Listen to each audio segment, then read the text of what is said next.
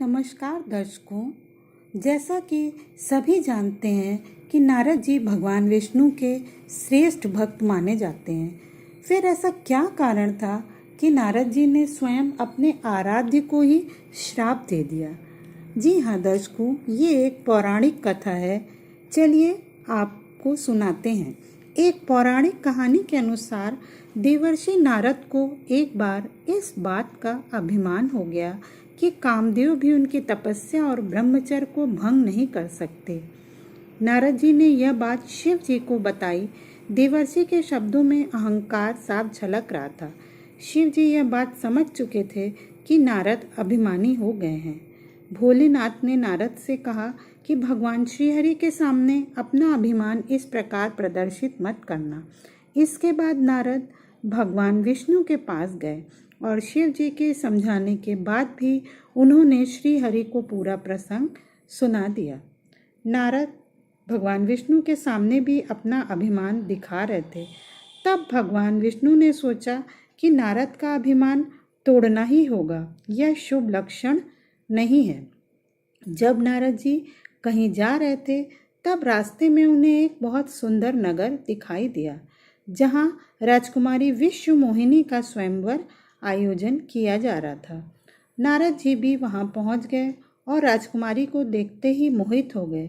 यह सब भगवान श्री हरि की ही माया थी। राजकुमारी का रूप और सौंदर्य नारद जी के तप को भंग कर चुका था।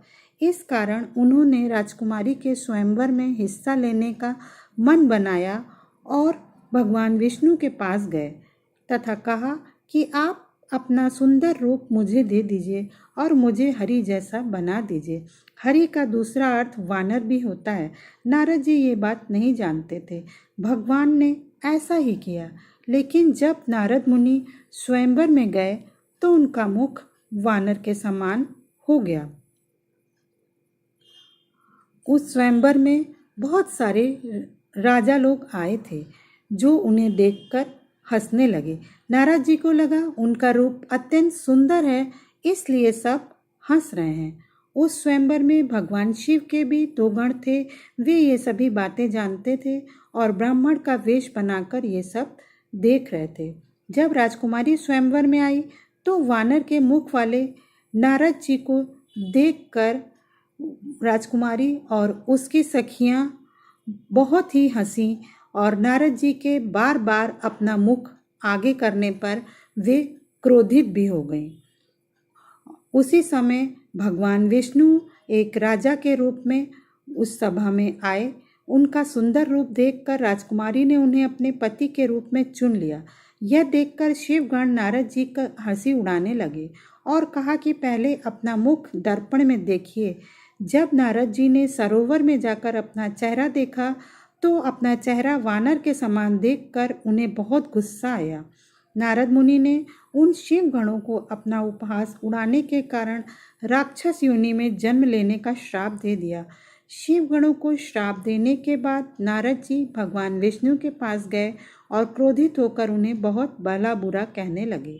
माया से मोहित होकर नारद मुनि ने श्री हरि को श्राप दिया कि जिस तरह आज मैं स्त्री वियोग सह रहा हूँ, उसी प्रकार मनुष्य जन्म लेकर आपको भी स्त्री वियोग सहना पड़ेगा। उस समय वानर ही आपकी सहायता करेंगे। भगवान विष्णु ने कहा ऐसा ही हो और नारद मुनि को माया से मुक्त कर दिया। तब नारद मुनि को अपने कटु वचन और व्यवहार पर बहुत ग्लानि हुई और उन्होंने भगवान श्री हरि से क्षमा मांगी। परंतु दयालु श्री हरि ने नारद को क्षमा करते हुए कहा कि ये उनकी ही माया थी। इस प्रकार नारद जी के दोनों श्राप फलीभूत हुए और भगवान विष्णु को मनुष्य रूप में जन्म लेकर अपनी पत्नी सीता का वियोग सहना पड़ा, जबकि शिव गणों ने राक्षस योनि में जन्म लिया। तो दर्शकों, ये थी नारद जी के श्राप की